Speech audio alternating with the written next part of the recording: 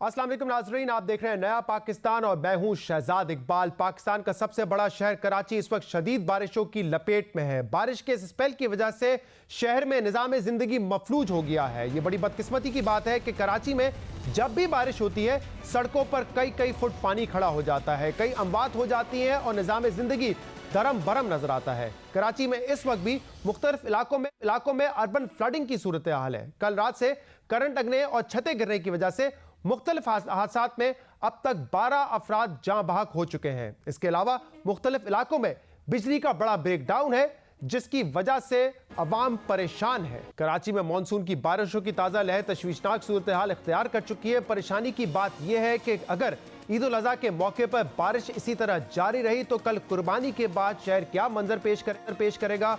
महकमे मौसमियात के मुताबिक इस वक्त कराची के मुख्तलिफ इलाकों में तकरीबन 200 मिलीलीटर बारिश रिकॉर्ड की जा चुकी है और अगर बारिश का सिलसिला ना रुका तो कराची में रिकॉर्ड बारिश होगी, 40 साल का रिकॉर्ड टूट जाएगा। इससे पहले 1979 के अगस्त के महीने में कराची में देखा गया था कि 272 मिलीमीटर बारिश हुई थी, तो मुमकिन है कि इस साल कराची में ये 40 साल पुराना रिकॉर्ड भी टूट जाए। कराची में बारिश के बाद इस वक्त पानी और बिजली की जो सूरत हाल है उस पर बात करेंगे। हमारे नुमाइंदे कसीम सईद कुछ वक्त पे मौजूद थे, वो क्या सूरत हाल बता रहे हैं कराची की, आइए देखते हैं। जी, कराची का जो मंजरनामा है वो कुछ इस तरह से है और अगर आप इसको अर्बन फ्लडिंग ना कहें तो फिर क्या कहें। पानी के रेले गुजर रहे हैं इलाकों से और इस वक्त मैं मौजूद हूँ कराची के नॉर्थ में जहाँ से एक ऐसा ही रेला गुजर रहा है और बच्चों के लिए यहाँ पर पिकनिक का समय हो गया है, लेकिन सब जगह ऐसी सूरत हाल नहीं है। पानी का अगर मैं सिर्फ आपको बहाव दिखाऊं तो मेरे कैमरामैन आपको दिखाएंगे कि किस तरह पानी जो है वो यहाँ से कितनी तेजी के साथ जो है वो बह रहा है और बस्तियों के अंदर दाखिल भी हो रहा है। यहाँ पर जो है वो कराची में जो बिजली है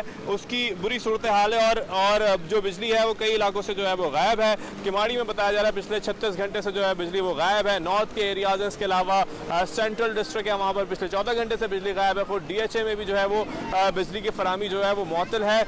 अगर बारिश की बात करें तो सबसे ज़्यादा बारिश PF फैसल बेस में जो है वो रिकॉर्ड की गई है। 192 मिलीमीटर बारिश रिकॉर्ड की गई है PF बेस में। और न सिर्फ ये बल्कि जो बरसाती नाले हैं उनकी सफाई का काम शुरू किया गया था। अली जैदी की निगरानी लेट्स क्लीन कराची जो है वो मुहिम शुरू हुई थी, लेकिन उसका बहुत ज़्यादा असर हमें नज़र नहीं आ रहा है। खुद चाहे वो वज़ीर बल्दियात हो सूबाई या फिर वो मेयर हो, वो कहते हैं जब तक बारिश इस हिसाब से नहीं रुकेगी तब तक जो है वो इस तरह का जो रिहैब का काम है वो यहाँ पर नहीं हो सकता। जो निकासी है इसकी उस तरह से पुरअसर तौर से नहीं हो सकती। कराची का मजमूई मंजरनामा जो है वो कुछ इस तरह से ये कहता है कि एक बुहरानी बल्कि संगीन बुहरानी जो है वो सूरत हाल है। सूरत हाल आपने देखी, कराची के मुख्तलिफ इलाके इसी किस्म का मनाजिर पेश कर रहे हैं। कराची के लिए बड़ी बदकिस्मती की बात है कि हर साल लोग दुआ करते हैं कि कराची में बारिश हो। कराची में बारिश बहुत कम होती है मगर जब भी होती है तो शायद तबाही का मंजर पेश करने लगता है। पिछले महीने भी कराची में बारिश की वजह से 19 अफराद जाँ बहक हुए थे। बारिश के बाद पैदा होने वाली बहरानी कैफियत से निपटने के लिए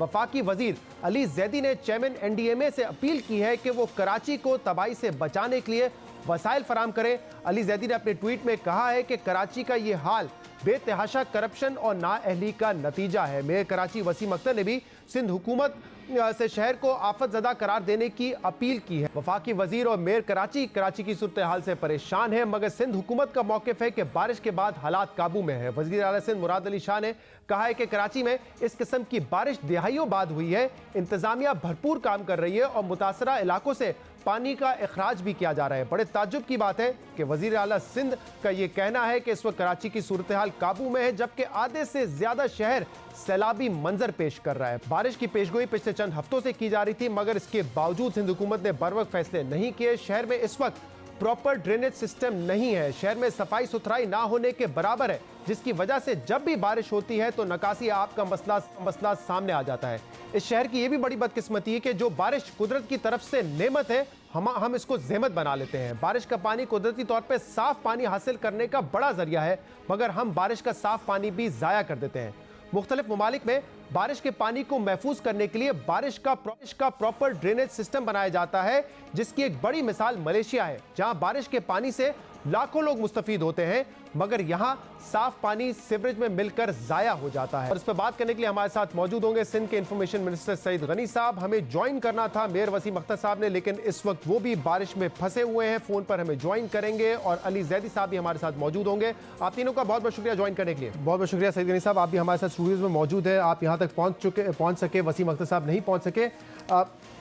चीफ मिनिस्टर मुराद अली शाह साहब का कुछ बयान आया था जिसमें उन्होंने ये कहा था कि हालात नॉर्मल है, लेकिन वसीम अख्तर साहब कहते हैं कि इस वक्त जरूरत इस बात की कि शहर को आफत ज़दा करार दिया जाए।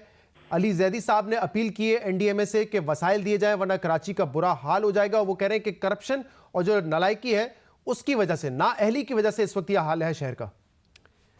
देखिए, एक तो मैं समझता हूँ कि सीएम साहब का जो स्टेटमेंट था, क्योंकि मैं उनके साथ रहा हूँ पिछली बारिशों में भी, अभी भी रहा, आज सुबह भी हम साथ थे।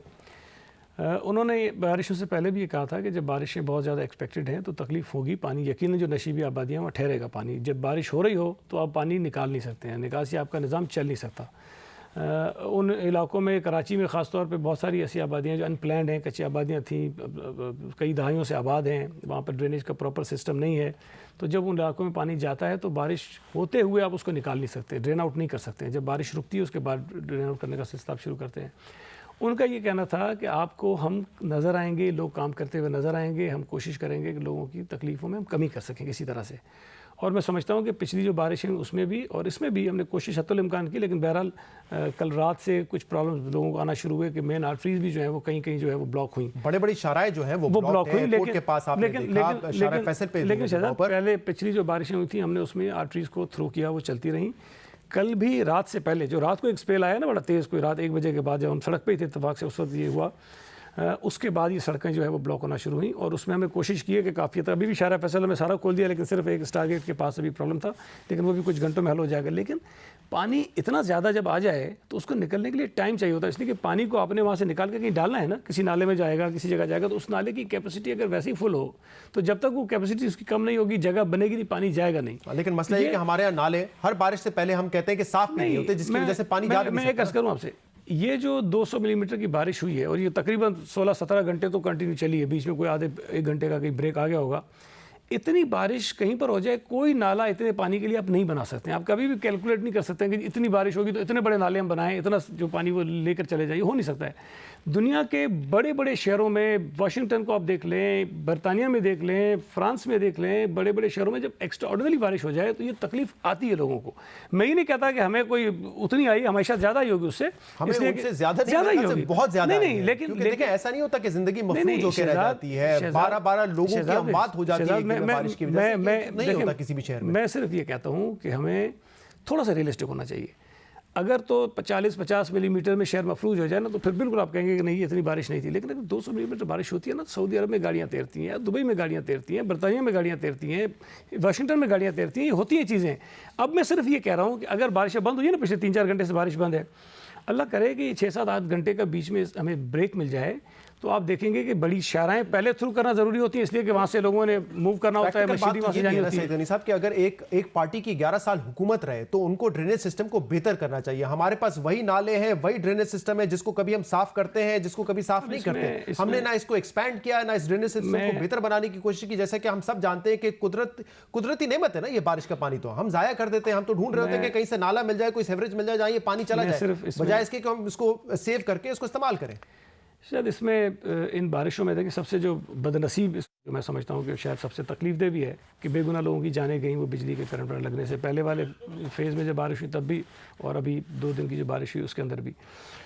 अब जो नालों की आप बात करें ना, अब ये इतनी वो आ जाती, फिर लोग कहते हैं कि आप अपनी वो बर्डन शिफ्ट कर रहे होते हैं। असल में सिंध हुकूमत का बराह रास्त, आज अगर इस शहर में लोग काम कर रहे हैं सड़कों पर, जो बेचारे कोई नाले साफ़ करने की कोशिश कर रहा है, कोई सड़कें साफ़ कर रहा है, कोई पानी हटाने की कोशिश कर रहा है, वो सारे के सारे मुलाजमीन या तो KMC के हैं, या DMCs के हैं, या फिर वाटर बोर्ड के हैं। ये लोग हैं जो ग्राउंड पर काम कर रहे हैं। बराह रास्त सिंध गवर्नमेंट के ये मुलाजिम नहीं हैं। हमारा काम क्या है जो हम कर रहे हैं कि हम उनकी निगरानी कर रहे हैं, सुपरवाइज़ कर रहे हैं, उनको सपोर्ट कर रहे हैं, उनको अगर किसी चीज़ की ज़रूरत है वो ज़रूरत उनकी पूरी कर रहे हैं ताकि वो काम करते रहें। मुझे हैरत ये होती है कि मेयर साहब को इस बात का क्रेडिट लेना चाहिए। ठीक है, तकलीफ़ें लोगों को हुई है, लेकिन ये तो मतलब नहीं अगर शहरियों को तकलीफ तो हाथ उठा के खड़े कर दें। भाई जितना काम आपने किया है, जितना हम कर सकते हैं, हमें लोगों को बताना तो चाहिए कि हम काम कर रहे हैं, ये हमारी कोशिशें हैं। हम कितने कामयाब हुए, कितने नहीं हुए, एक अलग चीज़ है। लेकिन मैं आपको एक बात बताऊँ कि MQM के DMCs के चेयरमैन, MQM के UC के चेयरमैन, उनके काउंसलर्स, बाकी पार्टियों के काउंसलर, जितने इलेक्टेड लोग थे, असिस्टेंट कमिश्नर्स, डिप्टी कमिश्नर्स, हर आदमी सड़क पे था। कल सारी रात तक वो हमारे साथ थे, फिर आज सुबह फिर हमारे साथ थे।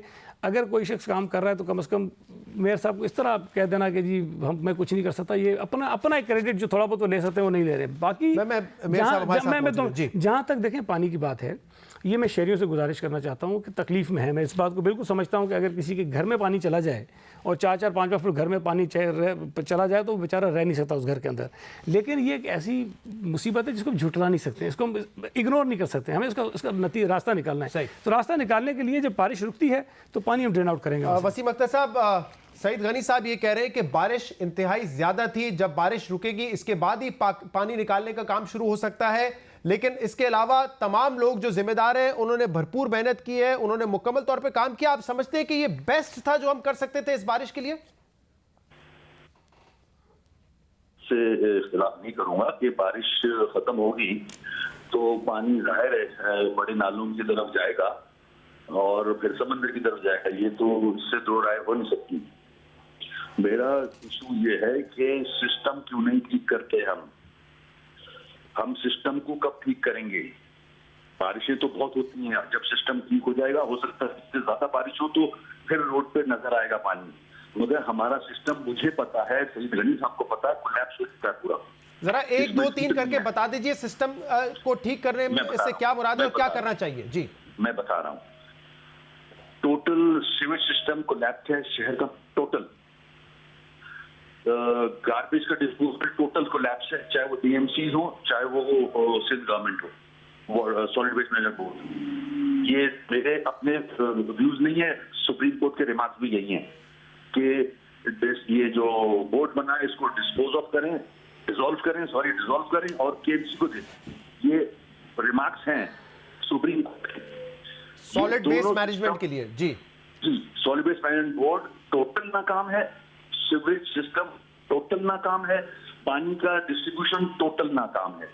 अब और क्या चीजें रह जाती हैं? ये तो मैं मानता हूं पानी आया है, बारिश आई है, कैपेसिटी नहीं है, नाले इंक्रोच है, नाले में कचरे फंसते हैं। जब तक डिस्पोजल कचरे का नहीं होगा तो हम ये कब करेंगे प्लानिंग? हम 10 साल से हुकूमत कर रहे हैं, हम इस चीज की प्लानिंग कब करेंगे? पैसा कराची जनरेट करके देता है, उसमें वापस सिस्टम को ठीक करने के लिए क्यों नहीं लगता? ये लगाया जाए। आज 10 साल हो चुके हैं ना इस गवर्नमेंट को, अब अगर वर्ल्ड बैंक बीच में आया है वो बात अलग है, मगर मेरा व्यू ये है जो डिपार्टमेंट्स हैं, जो सिस्टम्स हैं, उनको ठीक करें। इसीलिए मैंने सिंध गवर्नमेंट को बहुत रिक्वेस्ट की है, बहुत। केएमसी वो ही चलाते हैं, केएमसी की अपनी रिकवरी जो है वो ना होने के बराबर है। मैं इससे आगे बढ़ के फेडरल गवर्नमेंट को रिक्वेस्ट की है, उधर के मिनिस्टर को रिक्वेस्ट की है पीटीआई। लेकिन वसीम अख्तर साहब, आपका ये बयान आज आया था कि कराची में जितना पानी जमा हुआ है, जो अर्बन फ्लडिंग है, कराची को आफत ज़दा करार दे देना चाहिए। आप समझते हैं कि अगर ये बारिश चंद घंटे के लिए रुक जाएगी तब भी ये पानी जाएगा नहीं और इसके लिए वाकई इसको इमरजेंसी डिक्लेयर करने की जरूरत है क्या? जो मैंने आपको 3 एरियाज बताए कोलैप्स, ये बड़ा शहर है, 2 पोर्ट्स लगे हुए हैं, पाकिस्तान का सबसे बड़ा शहर है। यहाँ 2 स्पेल्स में 30 लोग बिजली के करंट लगने से मर जाते हैं। तो और क्या क्या चाहिए आपको आफतज़दा करार देने के लिए? और कौन सी शास्तें चाहिए? और मैं कोई अजूबी बात नहीं कर रहा। ये जो national disaster management board authority है वो कहाँ है? ये बना तो दी गई थी, तो इन हालात के लिए बनाई थी ना, वो क्यों नहीं हेल्प कर रही? कराची किया जो डिजास्टर।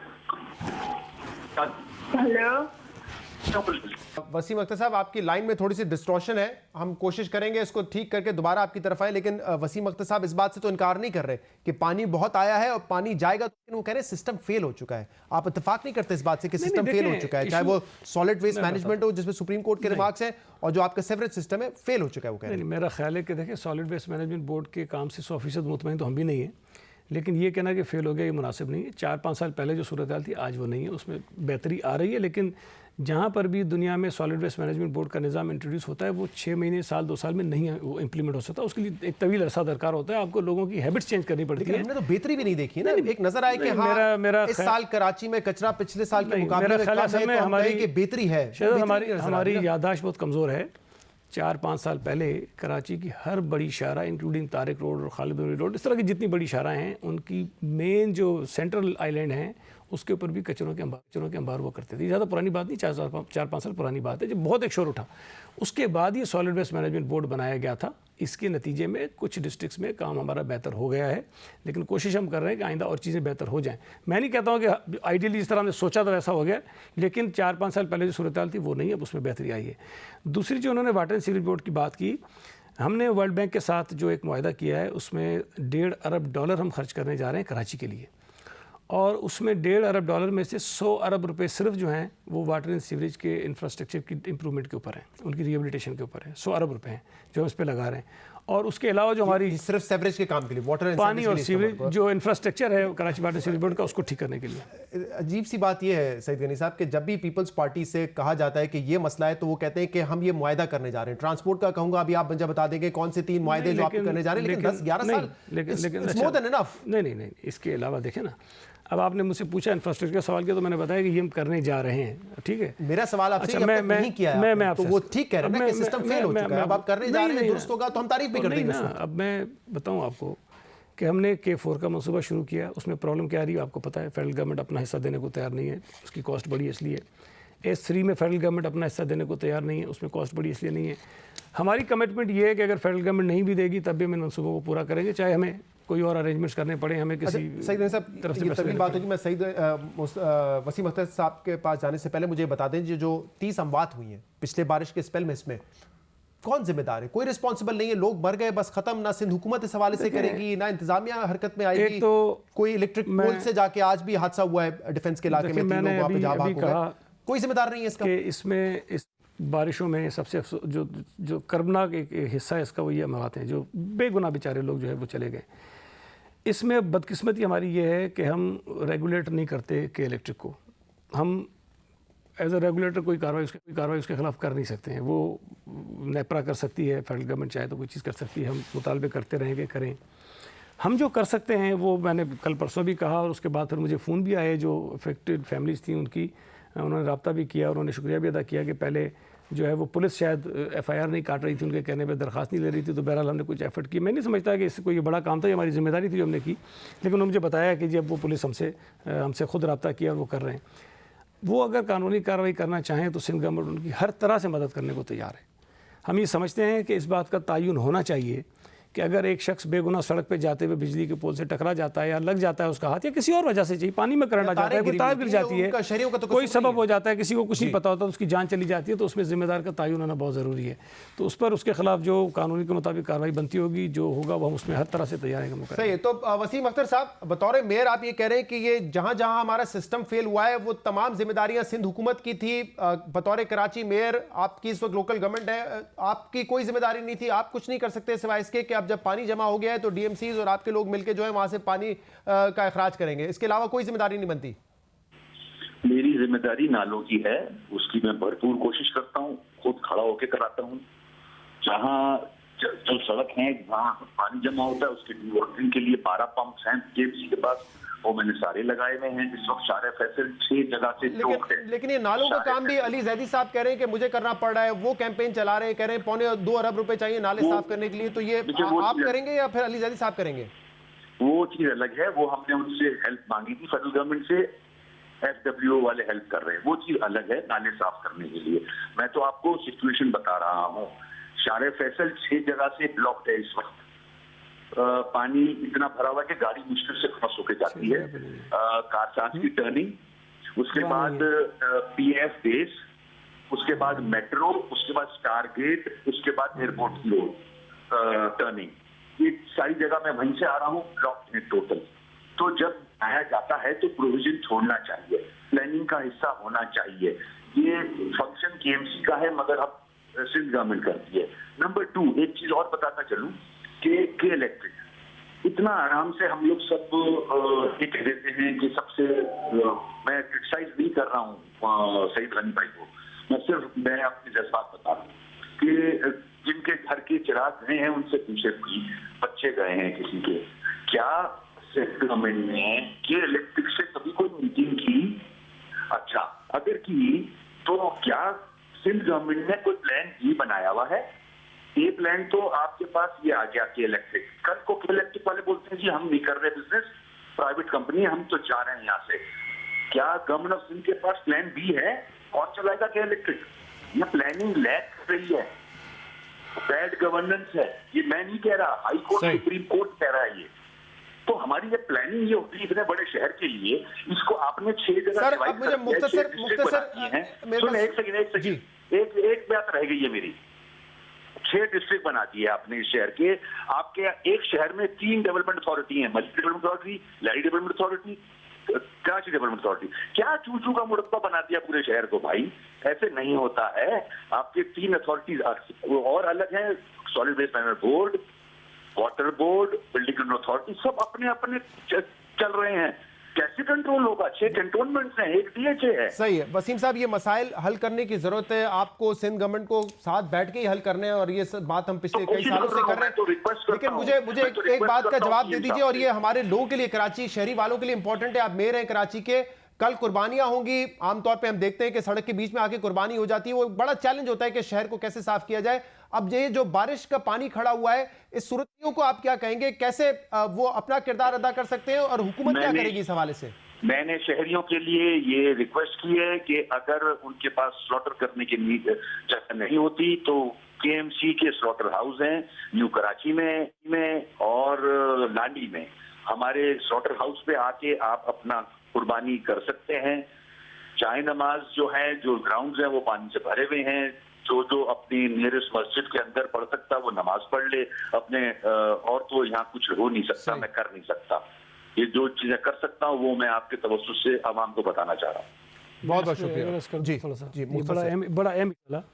देखिए, हमने तमाम डीएमसीज के चेयरमैन से कहा है कि वो अपनी यूसीज के चेयरमैन, वाइस चेयरमैन, काउंसिल्स के साथ मीटिंग कर लें और उनके साथ ये तय करें कि हर मोहल्ले में जो आम लोग हैं उनसे ये गुजारिश करें कि वो अपने घर के सामने गली मोहल्ले में कुर्बानी करने के बजाय उस इलाके मोहल्ले में कोई ग्राउंड है, कोई ओपन स्पेस है, कोई पार्क है, वो सब इकट्ठे करके वहीं कर लें, ताकि आलाइशें उठाने का जो ऑपरेशन टाइम है कि वो इसको ऑर्गेनाइज कर लेंगे। मेरा ख्याल है कि हर वार्ड में एक काउंसिलर होता है, वो ये 6-8 दिन पहले तो कर दिया जरूरी है। इस हालात में वैसे भी जब सड़क के बीच में कुर्बानी करते हैं बड़ी मुश्किलात होती हैं, सफाई का अमल बड़ा मुश्किल हो जाता है, और जब पानी ठहरा हुआ है तो ये और मुश्किल हो जाएगा। बहुत बहुत शुक्रिया सईद गनी साहब और वसीम अख्तर साहब हमारे साथ मौजूद है। मुल्क भर में ईद उल अज़हा कल मजहबी अकीदत और एहतराम के साथ मनाई जाएगी।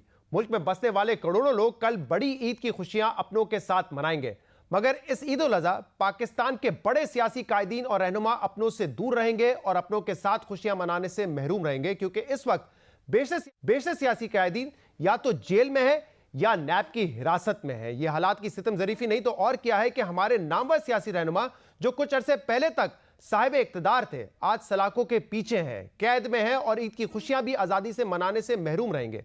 ऑपोजिशन की सबसे बड़ी जमात मुस्लिम लीग नून की तो आधी से ज्यादा क़यादत इस वक्त या तो जेल में है या नैब की हिरासत में है। शहबाज शरीफ को छोड़कर हाउस ऑफ शरीफ की तमाम अहम सियासी शख्सियात इस वक्त कैद में है या तो नैब की हिरासत में है। नवाज शरीफ साहब इस वक्त जेल में है, मरियम नवाज इस वक्त नैब की कस्टडी में है, हमजा भी इस वक्त नैब की कस्टडी में है और शहबाज शरीफ साहब इस वक्त बेल पर हैं। मियां नवाज शरीफ जो 2 साल पहले जाती उम्रा लंदन या सऊदी अरब में ईद मनाया करते थे, आने वालों को अपनी रिहाइशगाह पर मदऊ किया करते थे, अब वो कोट लखपत जेल में बाकी कैदियों के साथ ईद मनाएंगे।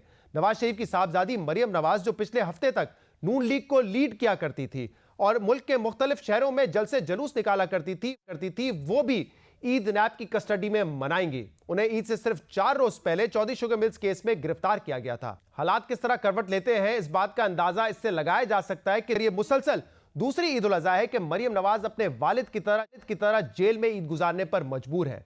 शाहिद खान अब्बासी जिन्होंने 2 साल पहले मुल्क के वजीर आजम के तौर पर ईद मनाई थी, आज वो भी LNG केस की वजह से बड़ी ईद नैब एहलकारों के साथ मनाएंगे। मिफ्ता इस्माइल कराची के नामवर कारोबारी घराने से ताल्लुक रखते हैं और पिछले साल तक मुल्क के अहम माली अमूर के फैसले कर रहे थे, वो भी अब LNG केस में नैब के मेहमान बन चुके हैं। नून लीग के सीनियर रहनुमा राना सनाउल्लाह भी मंशियात रखने के इल्जाम में ये ईद अपनों के साथ नहीं बल्कि जेल हुक्काम के साथ मनाएंगे। नून लीगी रहनुमा साद रफीक पिछले कुछ अरसे तक छोटी बड़ी ईदों पर अवाम के लिए खसूसी ट्रेनें चलाया करते थे, मगर अब उनकी सियासी ट्रेन सिर्फ जेलों के चक्कर काट रही है। पाकिस्तान की सियासी तारीख में हालात इसी तरह करवट लेते हैं। पाकिस्तान की सियासत अर्ज से फर्श तक का सफर सालों का नहीं बल्कि दिनों का मोहताज होता है। नून लीग की तरह पाकिस्तान पीपल्स पार्टी की क़यादत भी आज इन्हीं हालात का शिकार है।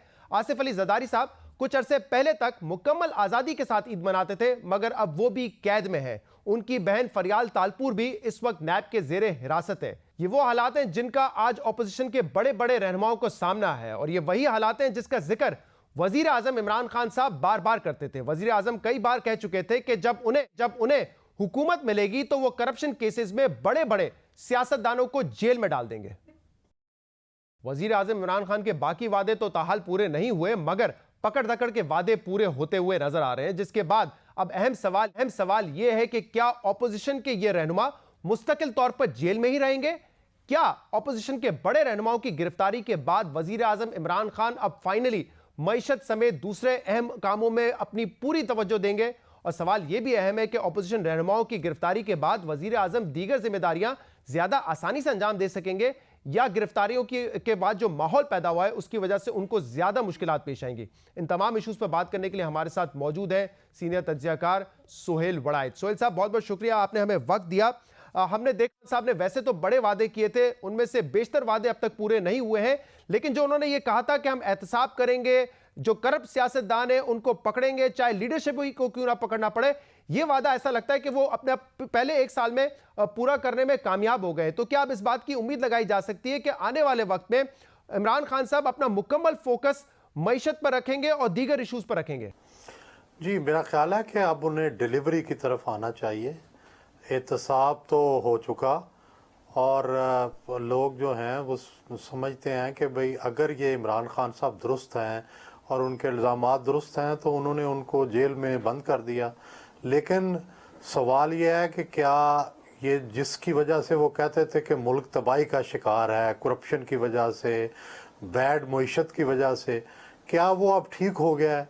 तो ये सवाल चंद महीनों तक लोग करना शुरू कर देंगे कि भाई ये तो सब जेल चले गए, अब मईशत क्यों ठीक नहीं है, अब करप्शन रुकी क्यों नहीं है। लेकिन सोहेल वड़ाइच साहब, ये जो इस वक्त एहतसाब का मामला है, या जिन सियासी रहनुमाओं को गिरफ्तार किया गया है, या वो नैब की कस्टडी में है, ये मामला आपको इसी तरह चलता हुआ नजर आ रहा है मुस्तकिल बुनियाद पर, या ये आर्जी है आपके ख्याल में?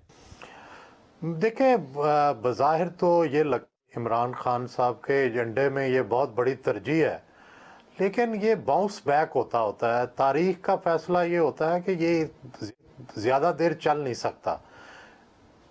हमने देखा है कि जब भी ये इस तरह हुआ तो इसका कोई ना कोई जवाबी रद्द अमल भी आवाम की तरफ से आएगा, या कोई फितरी रद्द अमल जो है वो सामने आ जाता है। ये इस तरह यकतरफा कार्रवाइयाँ चल नहीं सकती होती। सोहेल साहब, इमरान खान के जो सियासी मुखालफिन है इस वक्त वो जेल में है या नैब कस्टडी में है, ये हालात इमरान खान के लिए ज्यादा बेहतर है परफॉर्म करने के लिए कि लोग जेल में है, वो अपना काम आराम से कर सकते हैं, या जेल में डालने की वजह से जो सियासी माहौल इस वक्त पैदा हो रहा है उससे इमरान खान को ज्यादा मुश्किलात पैदा होंगी?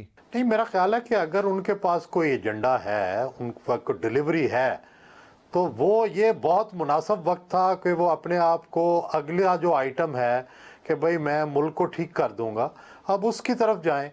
और कोई उनकी वर्चुअल अपोजिशन नहीं है, कोई इसमें स्ट्रीट एजिटेशन नहीं हो रहा, तो ऐसे मौके पर उन्हें तो ज़्यादा चांस है कि वो अपनी डिलीवरी करके दिखाएं। इस वक्त जो ऑपोजिशन है, जॉइंट ऑपोजिशन है, उसकी स्ट्रेंथ आप कितनी देख रहे हैं? उनका जो पहला हदफ था वो ये था कि सेनेट चेयरमैन को हटाएंगे, उसमें उनको बड़ी नाकामी हुई। अब कह रहे हैं कि ईद के बाद दोबारा एपीसी की तारीख देंगे और फिर एपीसी बुलाएंगे और फिर आगे देखेंगे कैसे बढ़ना है। कोई खास जान नजर आ रही है इस वक्त आपको ऑपोजिशन में? नहीं, अपोजिशन ने टाइमिंग में गलती की है, जल्दी की है चेयरमैन सेनेट को हटाने के लिए। मेरा ख्याल है कि ये मूव जो थी उन्हें अक्टूबर नवंबर में करनी चाहिए थी, जिस वक़्त महंगाई, टैक्स के असरात ज़्यादा होते और दूसरी तरफ जो इमरान खान के चैलेंजेस भी बढ़ गए होते। इन्होंने वक्त से पहले किया है।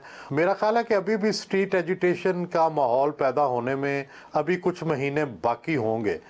अभी भी अपोजिशन को जल्दी अगर करेंगे तो ये नाकाम हो जाएंगे। और आप समझते हैं कि इस जॉइंट ऑपोजिशन में पाकिस्तान पीपल्स पार्टी मुकम्मल तौर पे सपोर्ट कर रही है दीगर जमातों को, नून लीग समेत दीगर जमातों को, या उसमें अब एक डिवीजन आ चुका है? क्योंकि ख्वाजा आसिफ साहब ने तो बड़ा ब्लंटली जिम्मेदार इसका आसिफ अली जरदारी साहब को करार दिया था जब सेनेट चेयरमैन को हटाने में नाकाम हुए। उन्होंने कहा जो इन्वेस्टमेंट हमने की हुई थी जरदारी साहब पे वो ज़ाया हो गई, बदएतमादी की फिजा अभी भी कायम है। तो मुकम्मल तौर पे पीपल्स पार्टी आपके ख्याल में इस जॉइंट ऑपोजिशन का हिस्सा है या नहीं? दुनिया भर में तो ये होता है कि जब कमज़ोर होते हैं, जब आप एहतसाब का गिरफ्तार शिकार हैं, जब आपको चुन चुन के अलग किया जा रहा है, तो उस वक़्त इत्तेहाद की बात की जाती है।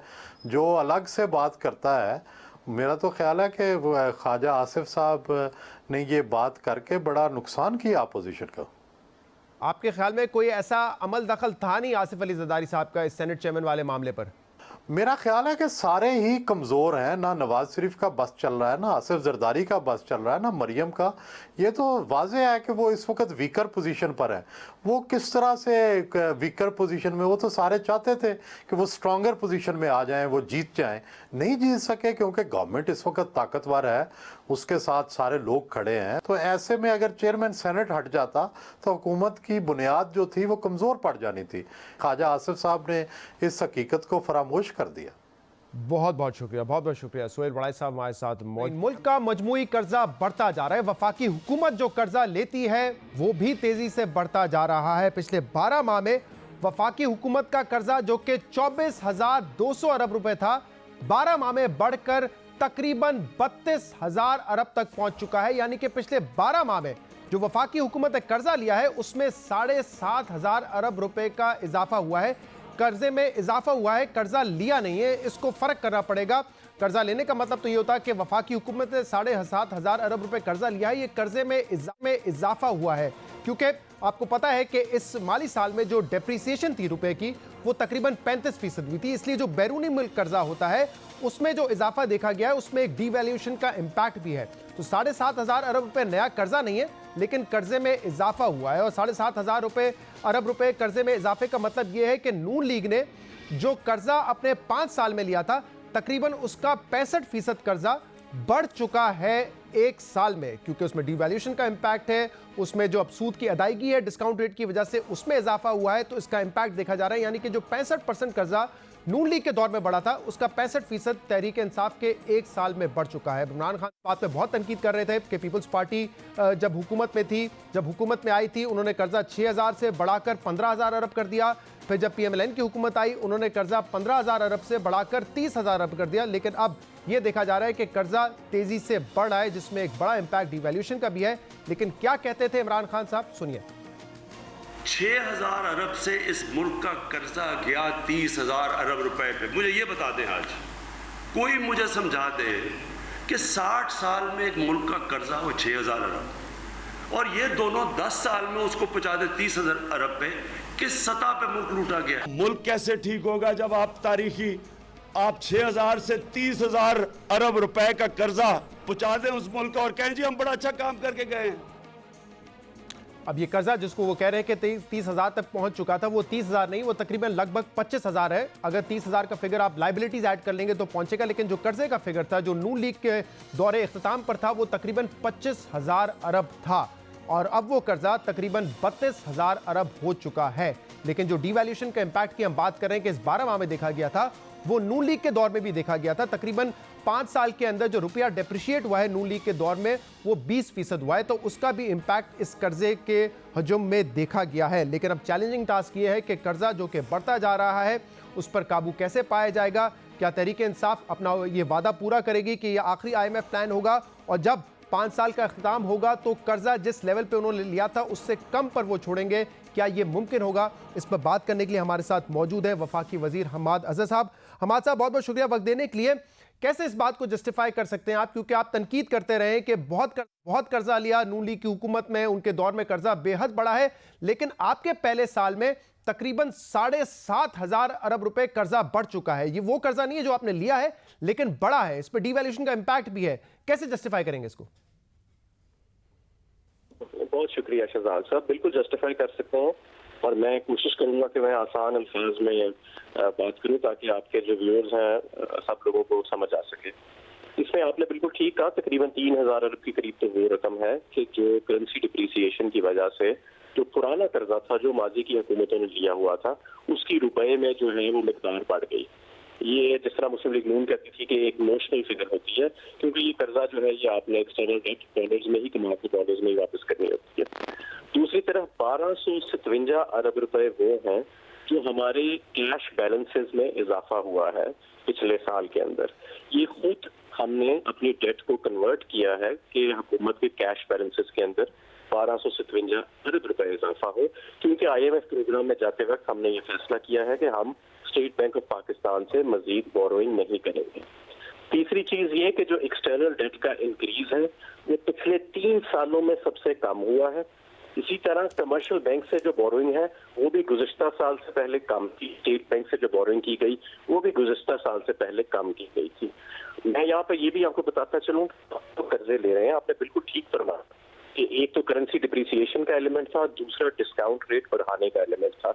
जब हमने अपनी मईशत संभाली तो 19 अरब डॉलर का करंट अकाउंट डेफिसिट था। दुनिया में कोई इकोनॉमिस्ट ऐसा नहीं है कि जो आपको बता सके कि अगर शॉर्ट टर्म के अंदर आपने इमीडिएटली अपने करंट अकाउंट डेफिसिट को नीचे लेके आना है तो इंटरेस्ट रेट को बढ़ाए बगैर उसका कोई और दूसरा रास्ता नहीं है, और हमने इसलिए इंटरेस्ट रेट को बढ़ाया। इन सारी चीजों में अगर आप नोटिस करें शहजाद, तो कोई एक ऐसी चीज नहीं है कि जो पाकिस्तान तहरीके इंसाफ की हुई हो। यानी अगर हम पुरानी जो हमारी रकम है कर्जों की उसको रुपयों में बढ़ रही है तो वो कर्जा हमने नहीं लिया था। अगर हम डिस्काउंट रेट बढ़ा रहे हैं तो वो हालात हमने पैदा नहीं किए कि जिसकी वजह से डिस्काउंट रेट बढ़ाना पड़ रहा है या डिप्रिसिएशन करनी पड़ रही है। यहाँ तक कि जो हम कर्जा नया ले रहे हैं पुराने कर्जे की सूद अदा करने के लिए, प्रिंसिपल अदा करने के लिए नहीं, सूद अदा करने के लिए, वो कर्जा भी हमने हमाद नहीं अज़हर लिया साहब, था। जिस तरह इमरान खान साहब बार बार कहते हैं कि नून लीग के दौर में कर्जा 15,000 से बढ़ के 30,000 हो गया, जिस पर एक कमीशन भी बनाया है कि इंक्वायरी करेगा कितना पैसा कहाँ गया, तो उसमें भी डिवैल्यूएशन का इम्पैक्ट है। 20% जो है करेंसी डिवैल्यू हुई थी नून लीग के दौर में। तो जब आप अपना कर्जा देखते हैं कि हमारे कर्जे में जो इजाफा हुआ है उसमें डिवैल्यूएशन का इम्पैक्ट है, तो नून लीग ने जो कर्जा लिया था उसमें भी उस डिवैल्यूएशन इम्पैक्ट को शामिल करें ना। फिर शहजाद ऐसे नहीं है। जो 15,000 अरब इन्होंने कर्जा बढ़ाया उसमें सिर्फ तकरीबन 2700 अरब या 3,000 अरब जो है वो डिवैल्यूएशन का इम्पैक्ट है। बाकी 12,000 अरब जो है वो कर्जा लिया गया। अब मसला क्या था उस कर्जे के अंदर कि वो जो कर्जा लिया गया, तो जब आप कारोबार करते हैं और आप जब कोई कर्जा लेते हैं तो आप अपनी आमदन का जरिया भी बढ़ाते हैं ताकि उस कर्जे को वापस कर दिया जाए। हमने कर्जा तो हम लेते गए लेकिन ना हमारे टैक्स टू GDP रेशियो बढ़ रहा था, ना हमारी एक्सपोर्ट अर्निंग्स बढ़ रही थी। हम कर्जा लेके कंज्यूम करी जा रहे थे, कंजम्पशन लेड ग्रोथ में जाई जा रहे थे। हमारा साहब, ये बात आपकी बात दुरुस्त है कि करंट अकाउंट डेफिसिट पिछले साल में कम हुआ है, तो जाहिर सी बात है जो एक्सटर्नल बोरिंग होती है उस पर भी कमी आएगी। लेकिन ऐसा नहीं है कि सारा कुछ पिछली हुकूमत का किया हुआ है। आपके पहले साल में 8% से ज्यादा था फिस्कल डेफिसिट। अगले साल जो आपने टारगेट रखा है वो 7.1% का है। तो ये आपके दौर में जो इजाफा हुआ है फिस्कल डेफिसिट में, उसमें भी आपको बोरोइंग की जरूरत पड़ती है। जब आप डोमेस्टिक बोरोइंग करेंगे तो कर्जा आपका बढ़ता रहेगा। तो ये तो आप ही के दौर में हुआ है ना। फिस्कल डेफिसिट बढ़ा, इसमें बहुत ज्यादा जो एलिमेंट है तकरीबन 600 अरब के करीब, वो इंटरेस्ट रेट राइज की वजह से जो आपकी इंटरेस्ट सर्विसिंग बढ़ जाती है। और जैसा कि मैंने पहले अर्ज किया कि ये इंटरेस्ट रेट तो हमें बढ़ाना पड़ना ही था। हम आ जाते या कोई अरस्तू आ जाता आसमान से उतर के, तो उसको भी करंट अकाउंट रिड्यूस करने के लिए तो वो बढ़ाना पड़ना ही था। तो मैं समझता हूं कि आइंदा जो हम मुस्तकबिल में जो करने जा रहे हैं, अगर हम उसकी तरफ हम अपनी तवज्जो लेके जाएं, तो आपने नोटिस किया होगा, अगर आपने स्टेट बैंक की रिपोर्ट पढ़ी है, कि 7,700 अरब रुपए के जो ट्रेजरी बिल्स थे उनको कन्वर्ट किया गया है लॉन्ग टर्म लोन्स के अंदर, पाकिस्तान इन्वेस्टमेंट बॉन्ड्स के अंदर। और इसी तरह जो दूसरी आपकी शॉर्ट टर्म लाइबिलिटीज थी जो कि क्रिएट की गई थी पिछले आखिरी 2 सालों के अंदर, उन तमाम की तमाम को तकरीबन ज्यादातर को लॉन्ग टर्म कंसेशनल लैंडिंग के अंदर कन्वर्ट किया जा रहा है, बहुत बैरूनी भी और अंदरूनी भी। ये इसलिए बहुत जरूरी है कि हम treasury bill to treasury bill चलना शुरू हो गए थे स्टेट बैंक। यानी स्टेट बैंक के जब ट्रेजरी बिल्स ड्यू होते थे तो नए रेज कर दिए जाते थे और उसको रोल ओवर कर लिया जाता था।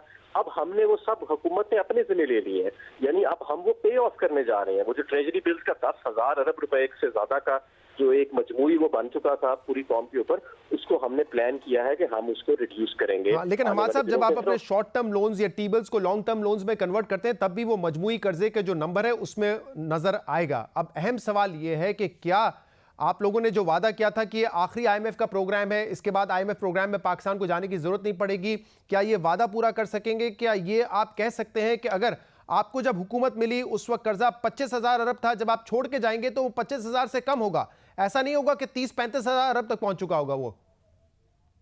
जो है ज़्यादा एक्यूरेट फिगर होगी वो डेट टू जीडीपी को मॉनिटर करने की होगी, किसी भी गवर्नमेंट की परफॉर्मेंस को डेट के हवाले से गेज करने के लिए। अब हमने ये जो बजट डॉक्यूमेंट अपना प्रेजेंट किया था पिछले माह, मैंने ही प्रेजेंट किया था, उसके अंदर हमने एक ग्रोथ पाथ दिखाया है कि डेट टू जीडीपी आपका किस तरह 5 साल के अंदर कम आएगा, और ये बड़े अरसे के बाद, 20 साल के बाद आपका डेट टू जीडीपी इंशाल्लाह जो है वो नीचे आएगा। आपने कहा फिस्कल डेफिसिट को हम 7.1 पे कंटेन करेंगे। एक तो ये कि हमने अगले 3 से 4 साल में 3 से 4% टैक्स टू जीडीपी रेशियो को बढ़ाने का एक ऑब्जेक्टिव रखा है। पिछले 10 साल में ये सिर्फ 1.5% इंक्रीज हुआ है, अब हम 3 साल में इसको 4% इंक्रीज करने जा रहे हैं। दूसरा, करंट फाइनेंशियल ईयर में जो नॉन टैक्स रेवेन्यूज हैं आपके, जिसके अंदर सेल है आपके 3G स्पेक्ट्रम लाइसेंसेस की तकरीबन 1000 अरब से ऊपर का की वो रकम है, 2 RLNG प्लांट्स की प्राइवेटाइजेशन है, और आपके GIDC के जो प्रोसीड्स हैं जो तकरीबन 200 अरब के करीब हैं।